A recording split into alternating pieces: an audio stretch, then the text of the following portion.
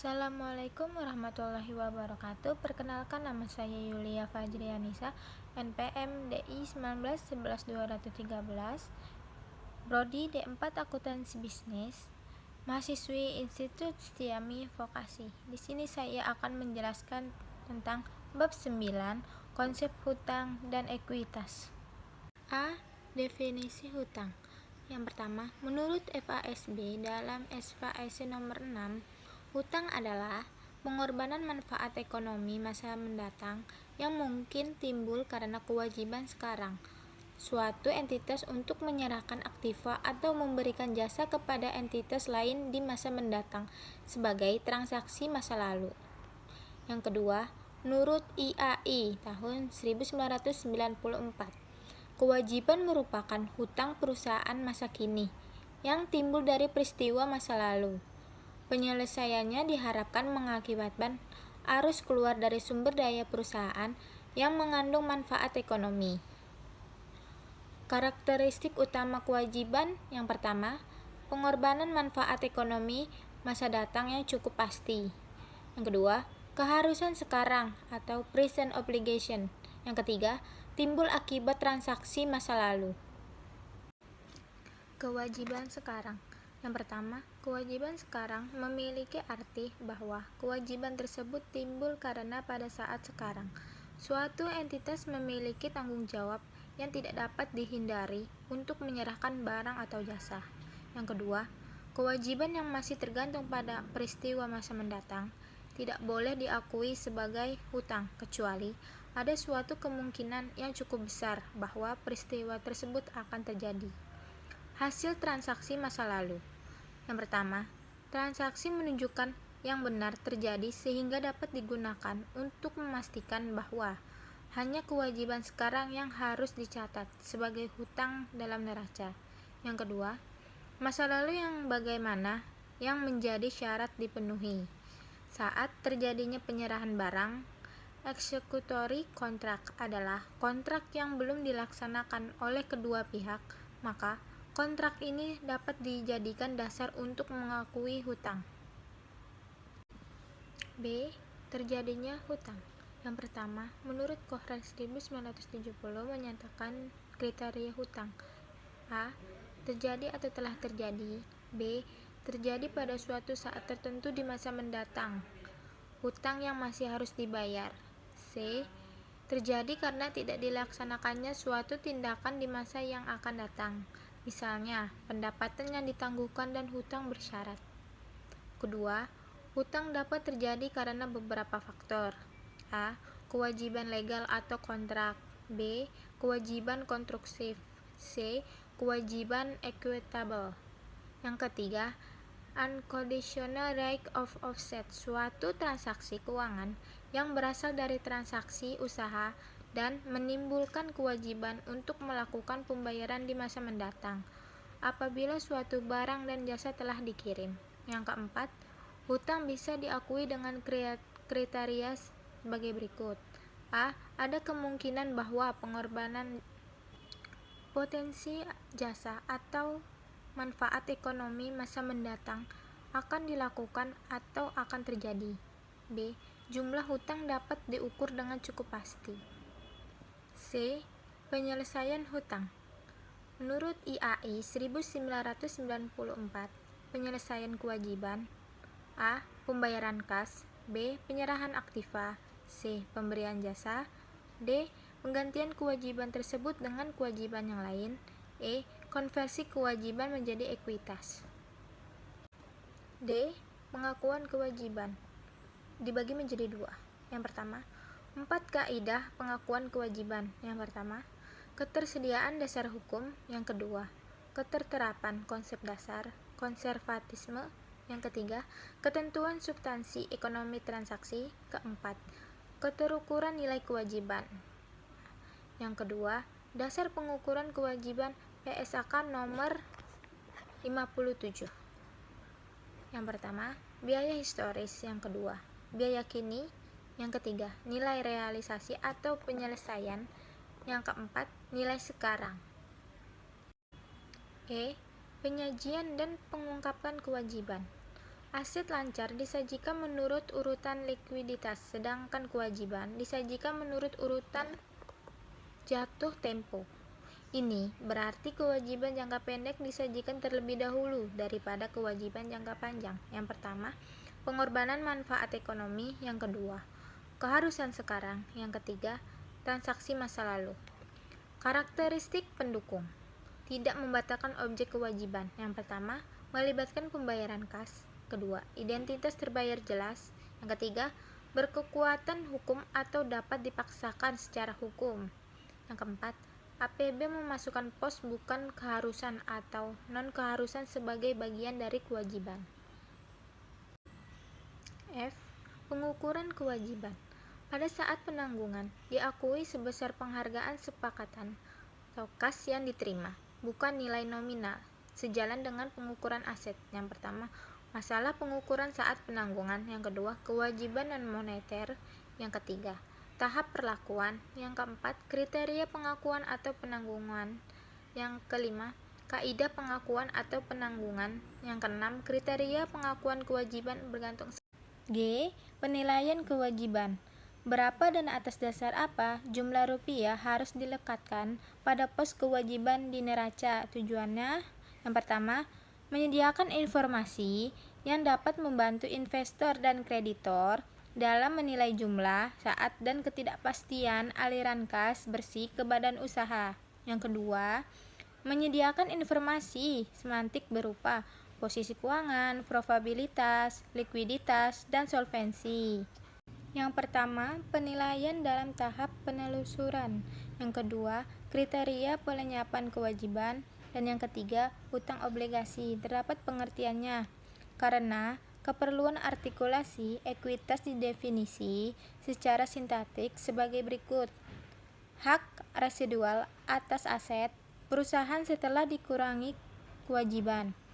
Definisi di atas bersudut pandang pemilik, bukan kesatuan usaha secara sistematik dan dari sudut kesamaan usaha. Ekuitas adalah hutang kepada pemilik. H. Konsep ekuitas. Menurut FASB, ekuitas adalah hak sisa terhadap aktiva suatu entitas setelah dikurangi hutang. Ada karakteristik ekuitas. Yang pertama, ekuitas sama dengan aktiva neto, yaitu selisih antara aktiva perusahaan dengan hutang perusahaan. Yang kedua, ekuitas dapat bertambah atau berkurang karena kenaikan atau penurunan aktiva neto baik yang berasal dari sumber bukan pemilik atau pendapatan dan biaya, maupun investasi oleh pemilik atau distribusi kepada pemilik. Aktiva dikurangi hutang sama dengan modal. I. Komponen ekuitas. Ekuitas pemegang saham terbagi menjadi 3. Yang pertama, modal setoran. Yang kedua, modal bentukan. Yang ketiga, lain-lain. Modal setoran terbagi menjadi 2. Yang pertama, modal yuridis, yaitu penerbitan saham baru, kapitalisasi laba ditahan, dividen saham, konversi obligasi atau saham terkonversi, pemesanan saham. Yang kedua, modal setoran lain, yaitu premium modal saham, penjualan saham treasury, penyerapan defisit, deklarasi dividen likuidasi, restrukturisasi kapital, revaluasi aset. Modal bentukan, yaitu laba atau rugi dari statement laba rugi, dividen, rekapitalisasi, defisit, koreksi, dan perubahan akuntansi. C. Teori ekuitas. Yang pertama, teori proprietari. Yang kedua, teori entitas atau kesatuan usaha. Ketiga, teori ekuitas residual. Keempat, teori enterprise. Yang kelima, teori dana atau fund. Tujuan penyajian ekuitas: yang pertama, efisiensi dan kepengurusan manajemen. Yang kedua, riwayat dan prospek investasi pemilik. Yang ketiga, tanggung jawab yuridis pemilik. K. Modal yuridis versus modal setoran lain. Modal setoran dipisahkan menjadi modal yuridis dan modal setoran lain atau agio atau premium untuk menunjukkan jumlah minimal yang harus disetor dan dipertahankan untuk menunjukkan perlindungan bagi pihak non pemegang saham, khususnya kreditor. Besarnya modal yuridis bergantung pada karakteristik saham, atau bernominal, tak bernominal atau bernilai nyataan, tak bernominal atau tak bernilai nyataan. Yang pertama, besarnya modal yuridis. Yang kedua, perubahan modal setoran dan masalahnya. Yang ketiga, profil laba rugi call dan put. Yang keempat, program opsi saham karyawan atau ESOP. Yang kelima, waran. Yang keenam, saham treasury. L. Perubahan laba ditahan. Yang pertama, penyesuaian periode lalu. Yang kedua, koreksi kesalahan. Yang ketiga, perubahan akuntansi. Yang keempat, kuasai reorganisasi. Selanjutnya, bab 15 tentang penyajian laporan keuangan PSAK 1. Latar belakang perubahan. Yang pertama, perbaikan dengan penggunaan istilah yang lebih cepat. Yang kedua, pengaruh perkembangan PSAK lain yang belum dikeluarkan tahun 2009. Yang ketiga, mengikuti perubahan terakhir IAS 1 tahun 2010. Pemisahan penghasilan komprehensif lain dan penyajian informasi komparatif. Yang keempat, efektif berlaku 1 Januari 2015. Tidak ada penerapan dini. Latar belakang perubahan terbagi menjadi 3. Yang pertama, perubahan PSAK 1 tahun 2013. Yang kedua, perbedaan dengan PSAK 1 dengan IAS 1. Yang ketiga, perubahan PSAK 1 tahun 2009. Tujuan. Yang pertama, dasar-dasar bagi penyajian laporan keuangan bertujuan umum atau General Purpose Financial Statement. Yang kedua, pernyataan ini mengatur, pertama, persyaratan bagi penyajian laporan keuangan.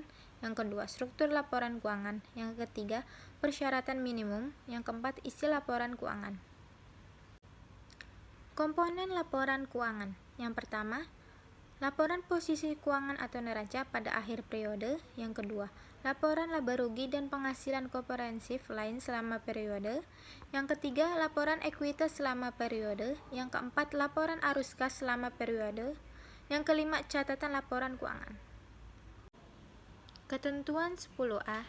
Yang pertama, entitas dapat menyajikan suatu laporan tunggal laba rugi dan penghasilan komprehensif lain dengan laba rugi dan penghasilan komprehensif lain disajikan dalam 2 bagian. Yang kedua, bagian tersebut disajikan bersama dengan bagian laba rugi disajikan terlebih dahulu diikuti secara langsung dengan bagian penghasilan komprehensif lain. Yang ketiga, entitas dapat menyajikan bagian laba rugi dalam suatu laporan laba rugi terpisah. Yang keempat, jika demikian, laporan laba rugi terpisah tersebut akan langsung mendahului laporan yang menyajikan penghasilan komprehensif yang dimulai dengan laba rugi. Informasi komparatif minimum 38, 38A, dan 38B. Yang pertama, entitas menyajikan informasi komparatif terkait dengan periode sebelumnya untuk seluruh jumlah yang dilaporkan dalam laporan keuangan periode berjalan, kecuali diizinkan atau disyaratkan oleh SAK. Yang kedua, informasi komparatif yang bersifat naratif dan deskriptif dari laporan keuangan periode sebelumnya diungkapkan jika relevan untuk pemahaman laporan keuangan periode berjalan.